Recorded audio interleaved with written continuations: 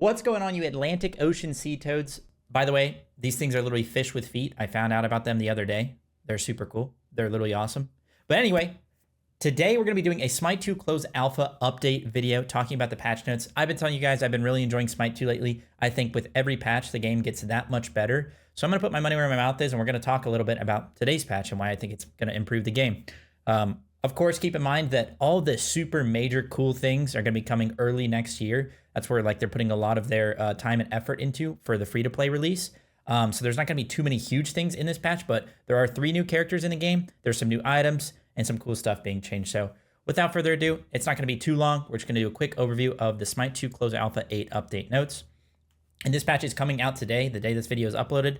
This patch should be out so you can test out the 3 characters, Aphro, Pele, and Medusa, and some of their cool changes. So yeah, without further ado, let's just get into it. Some general changes. They updated the minion last hit presentation, so that little bracket that was around the minions that showed you when you would actually execute the minions, similar to predecessor. I think they've changed that up a little bit, and apparently people are liking how they changed it. I don't actually know what they changed it to, but there's item auto upgrade notification in match and a new accolade for deicide because they didn't have that before. So some just nice changes, help overall UI feel. Some conquest changes. The Warhorn no longer buffs minions until 15 minutes into a match. So that new thing that the Warhorn or the totem does, which buffs the minion waves, make it so your waves actually push harder than the other minions. It's going to only start happening at 15 minutes, which is a good change. That's a W change because before, if you got the totem early game or the Warhorn, you basically punish yourself because it naturally pushed the enemy minions and made you lose XP. Because if you weren't there for that wave, it would push them under the tower and then you'd lose XP compared to the enemies. They'd gain more XP than you just naturally. So that's a good change. But now after 15 minutes, you can get that Warhorn and go to an objective or go to a fire giant, and then the other side of the map will get naturally pushed. You get natural pressure from that, maybe pressure like a tier 2, a Phoenix, anything like that. Sometimes even with those cows in the waves, you know, those little big guys that throw the rocks now in Smite 2, they can literally solo Phoenixes, so 2 or 3 of them could easily do it. But anyway, I guess that's not soloing, but fix percentage HP damage abilities doing too much damage, getting too much health from Totem of Coup. This has been a long time bug in the alpha. Things like Morgan passive, Thanatos passive, Ares 3, red buff, all of this stuff does percentage HP damage based on the target it's hitting. And for some reason, the totem's HP was set to like 10,000 HP for some of these abilities. So your Morgan passive would tick for like 400 on it, or your Thanatos heal would heal you for 700 if you killed it, stuff like that. So just like a long-term bug being fixed. So cool.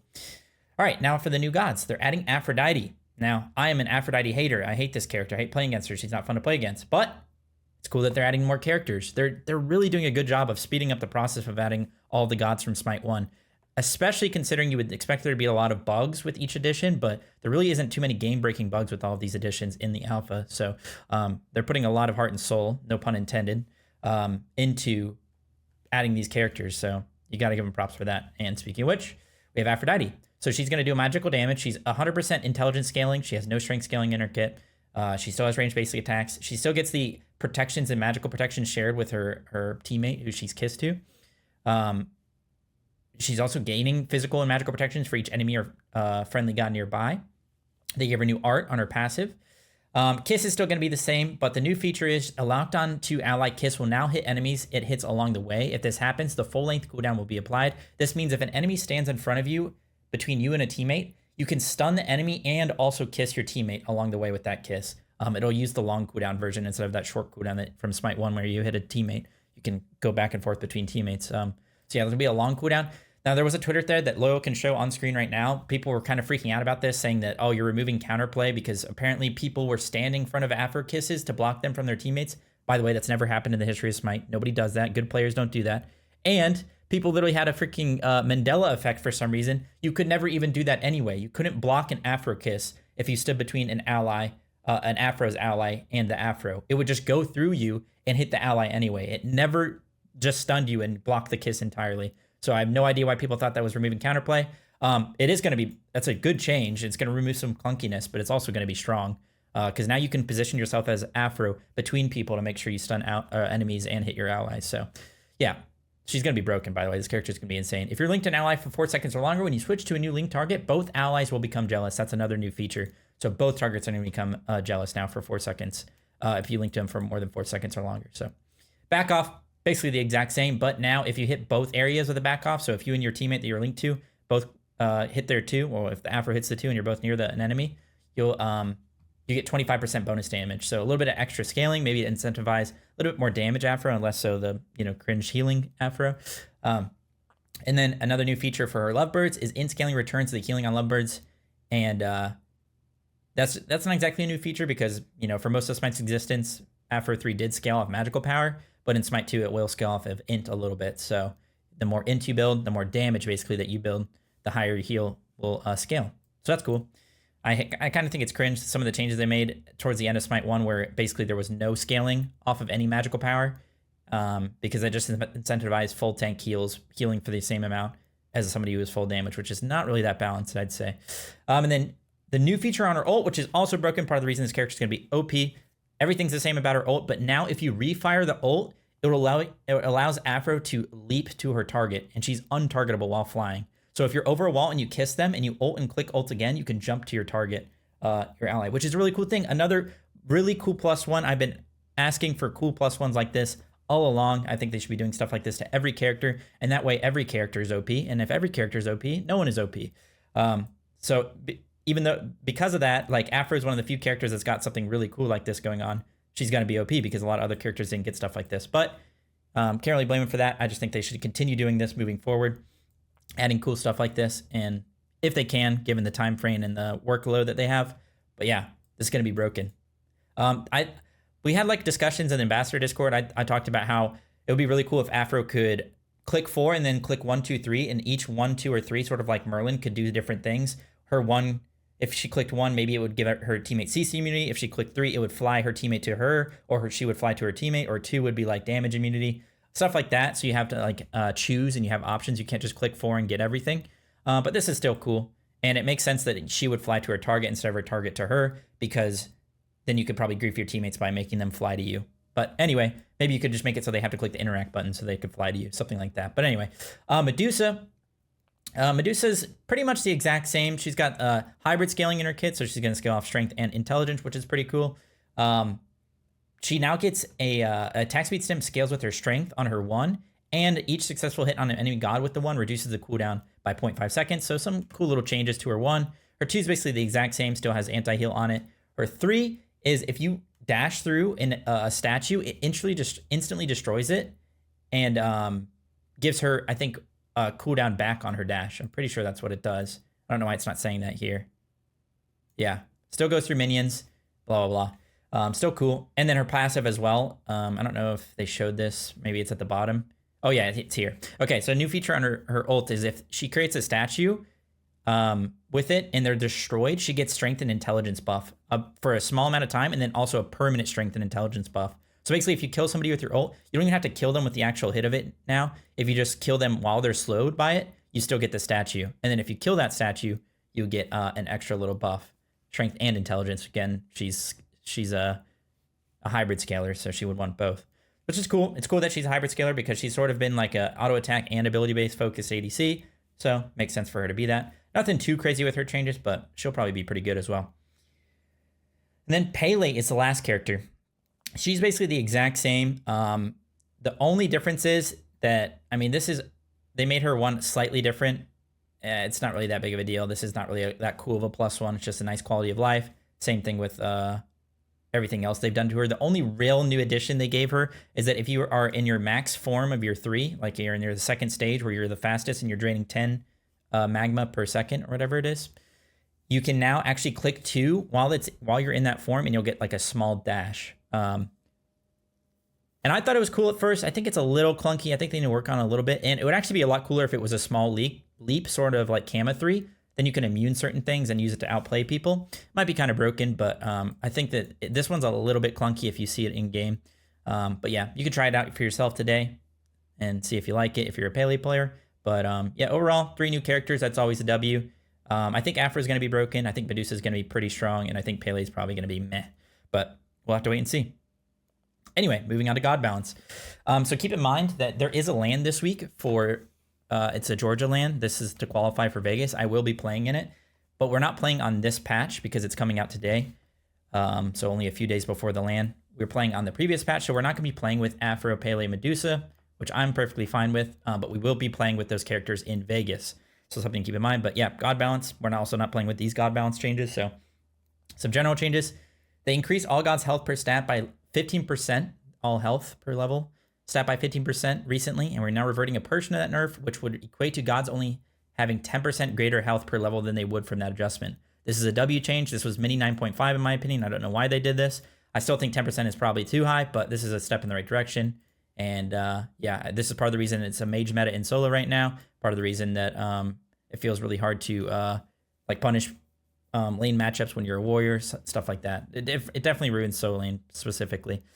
God classes are slightly more spread out stat-wise, not nearly to the same extent Smite 1 is, but greater than in previous Smite 2 patches. So it's a little bit more adjustments towards like actually pushing warriors to be tanky early game versus a mage. Little adjustments for guardians and stuff like that. So this adjustment does not include the attack speed stat. Makes sense. Anubis nerf. Anubis getting nerfed. His stun going down in duration and decrease the initial damage scaling on his ult from 100% int to 90% int. This character one-shots people. If you get a stun on somebody with your ult up, they're basically dead, which is not the case for a lot of characters in Smite because they don't have range CC and they also don't have the same amount of burst. So makes sense that he's getting nerfed. Good nerf. Baron nerfs. 100% needed. Most broken character in the game pretty much by far. And they're decreasing the percent missing health scale on his 2 from 50% cooldown rate to 10% cooldown rate. One of the few abilities in the game that actually scales off cooldown rate. I think it's really cool. I think other characters should do this as well. But it's pretty broken when a percent missing health is also scaling off of a percentage. That multiply that and it's going to do crazy numbers. So broken ability, good nerf. Only 5% though, still going to be pretty strong. Increased wrap it up, fellas. You're going to want to wrap it up out there. 16 to down to 14 seconds is now just 16 in all ranks. Good nerf. Decrease the hysteria apply per tick from 5 to 2 on life of the party. Increase the cooldown of it as well. Really broken ability, life of the after party or the party.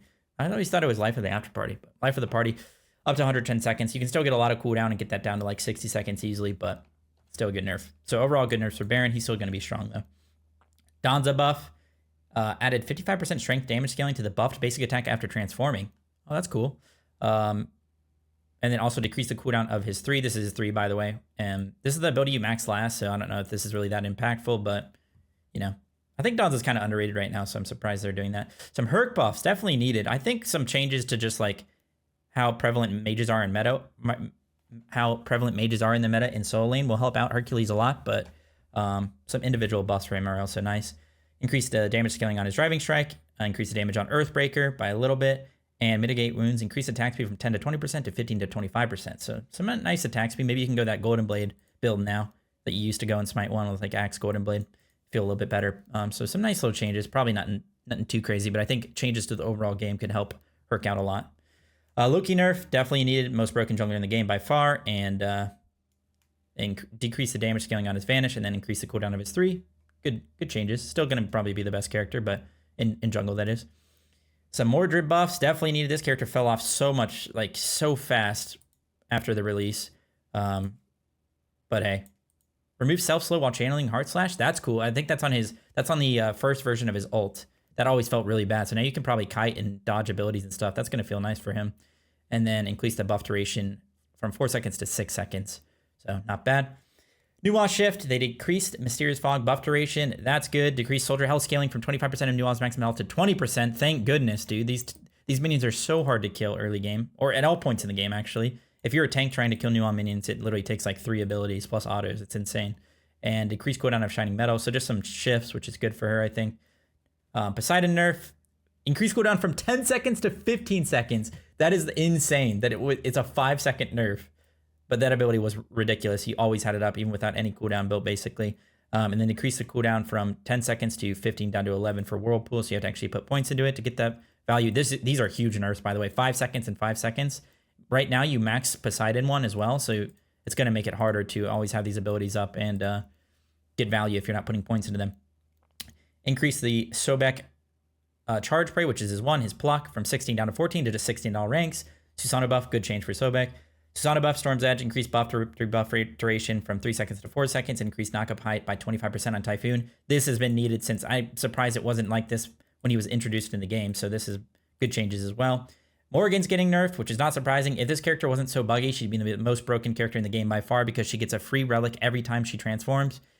So if somebody has a combat blink that's on a 240-second cooldown, Morgan ults on a 70-second cooldown with a normal build. She literally has a 70-second cooldown combat blink. It's the most broken thing in the game. So her base kit getting nerfed makes sense. And And she's also getting some bug fixes this patch, so it's part of the reason it's offsetting a little bit, because like I said, if she wasn't so buggy, she'd be the most broken character in the game.